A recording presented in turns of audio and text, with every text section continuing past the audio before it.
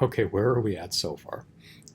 This is a channel about uh, poop and gender and life philosophy, where I hold my giant ass laptop as handycam, and it shakes a lot, and I look away from the camera, and my eyes are on the video frame sometimes instead of on the camera itself. So I'm not making eye contact with my listeners.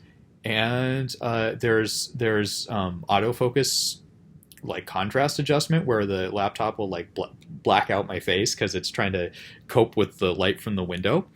And there's no framing, and no script, and I say speech fillers a lot. All of these things are badges of pride because I suck at YouTube. It's I know I've been talking about keeping your identity small, but um, if you include something in your identity that gives you that much power, sometimes that's an asset.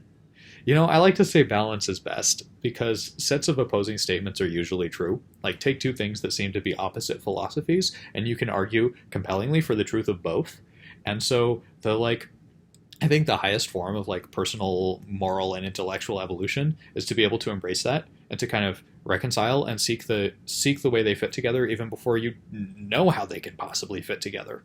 Um, it's faith. You know, faith is when you like kind of zestfully believe in something without any reason, like without any basis of proof yet. Um, and sometimes it becomes so as a result of your faith. Like, I think that I can learn how keeping your identity small and also mindfully designing a good identity can both be true. Like putting things in the identity makes it better, but also having lots of things makes it worse. I think I can develop an encompassing intuition for all of that. I haven't yet, but I think I can, and so maybe I will, or maybe I won't. But if I don't, I will have made a good run of it and really found out that those ideas don't work together. That's a bad example because I'm almost sure they will. But like, there's a special value in failure because then you really own the lesson. You're not just letting other people tell you to not try something because it's not going to work. You will have rediscovered the knowledge yourself. At the same time, when you can take a hint from other people's failures and not repeat them, you can save yourself a lot of time and trouble. But you will never appreciate them as fully. I think narrative is sort of the hack that breaks that scheme.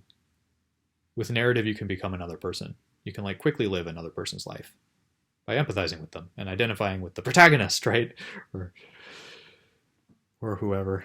So yeah, I guess kind of by definition, anyone you empathize with is the protagonist.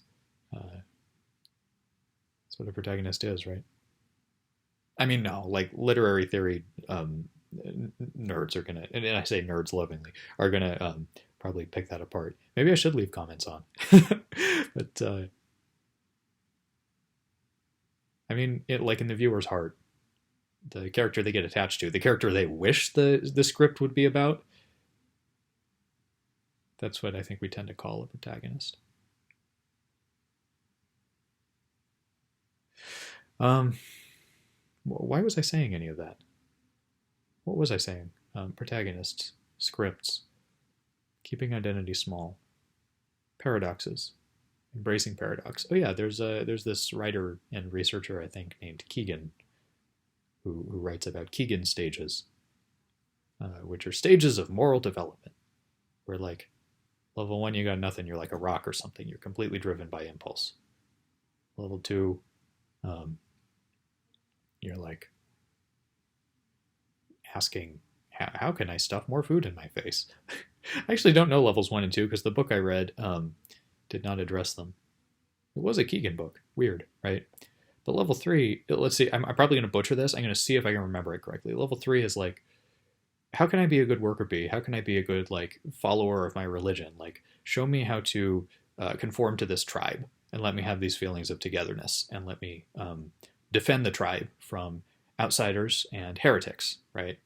Let me enforce the norms.